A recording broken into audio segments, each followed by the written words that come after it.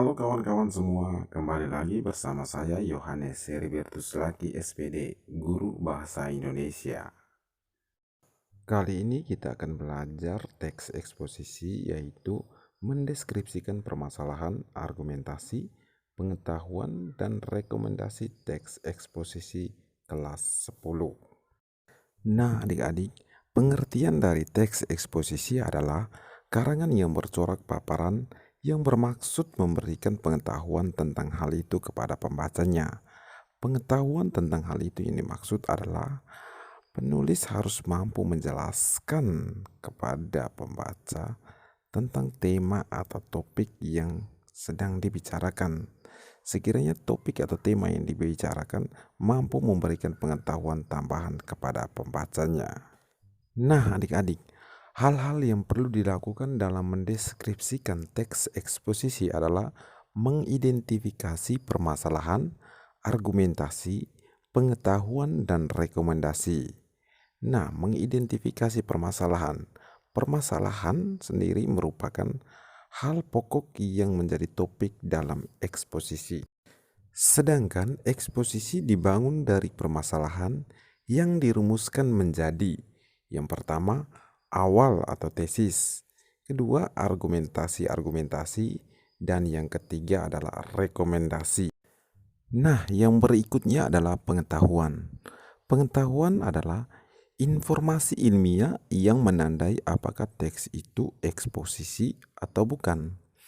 Pengetahuan dalam teks eksposisi juga menjadi ciri khusus bahwa seluruh informasi di dalamnya berupa pernyataan-pernyataan objektif. Berikutnya lagi adalah argumentasi. Argumentasi merupakan bukti atau alasan yang dipergunakan dalam memperkuat pendapat sebuah tesis, meskipun bisa kamu gunakan untuk menolak suatu pernyataan. Argumentasi sendiri dibagi atas dua. Yang pertama adalah pernyataan umum atau generalisasi, dan yang kedua adalah data sebuah hasil temuan penelitian. Yang terakhir adalah rekomendasi. Rekomendasi merupakan pernyataan yang dapat dipercaya, biasanya berupa penegasan pada bagian akhir teks. Nah, setelah adik-adik membaca isi teks eksposisi, pada bagian akhir nanti adik-adik akan menemukan pernyataan-pernyataan yang merupakan penegasan ulang. Nah, perlu digarisbawahi bahwa pernyataan ini dimaksud adalah pernyataan yang dapat dipercaya. Rekomendasi juga bisa berupa simpulan dalam teks eksposisi.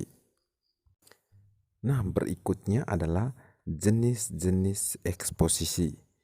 Jenis-jenis eksposisi secara umum terbagi menjadi beberapa bagian. Yang pertama adalah eksposisi berita.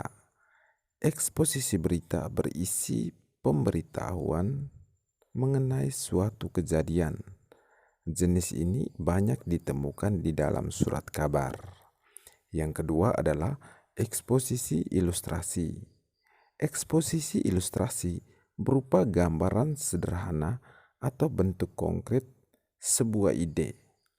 Penulisan eksposisi jenis ini menggunakan frasa penghubung. Contohnya adalah kata seperti, bagaikan. Yang ketiga adalah eksposisi proses. Eksposisi proses berisi petunjuk pembuatan, petunjuk penggunaan, atau cara-cara tertentu. Nah, eksposisi proses ini sering ditemukan dalam buku-buku. Yang keempat adalah eksposisi perbandingan. Eksposisi perbandingan berisi ide penulis yang mencoba menerangkan suatu ide dalam kalimat utama dengan cara membandingkan dengan hal lain. Yang kelima adalah eksposisi pertentangan. Eksposisi pertentangan berisi pertentangan antara sesuatu dan yang lain, biasanya menggunakan frasa penghubung. Akan tetapi, meskipun begitu, sebaliknya. Yang keenam adalah eksposisi definisi. Eksposisi definisi berisi batasan pengertian sesuatu dengan memfokuskan karakteristik sesuatu itu. Yang ketujuh adalah eksposisi analisis. Eksposisi analisis berisi proses memisah-misahkan sesuatu masalah dari suatu gagasan utama menjadi beberapa subbagian, kemudian dikembangkan secara beruntun. Dan yang kedelapan atau yang terakhir adalah eksposisi klasifikasi, yaitu berisi pengelompokan ke dalam kategori-kategori. Nah, setelah kita belajar mengenai jenis-jenis eksposisi, sekarang kita masuk pada bagian ciri-ciri teks eksposisi. Ciri-ciri teks eksposisi sendiri dibagi menjadi 4 bagian besar. Yang pertama adalah ciri bentuk. Ciri bentuk adalah apabila sebuah teks mempunyai bentuk struktur berupa tesis, argumentasi, dan penegasan ulang. Yang kedua adalah ciri makna, yaitu apabila sebuah teks mempunyai makna memaparkan secara jelas bagian-bagian yang hendak dipahami. Dan yang ketiga adalah ciri isi. Ciri isi apabila sebuah teks berupa informasi atau paparan yang mencakupi berita, ilustrasi proses, perbandingan, pertentangan, definisi, analisis, dan klasifikasi. Dan yang terakhir adalah ciri bahasa.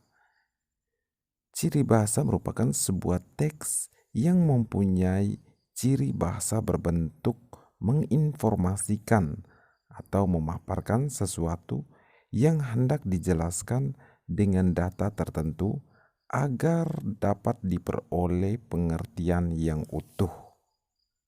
Nah, adik-adik, sekian pembelajaran kita hari ini. Terima kasih dan sampai jumpa di materi berikutnya.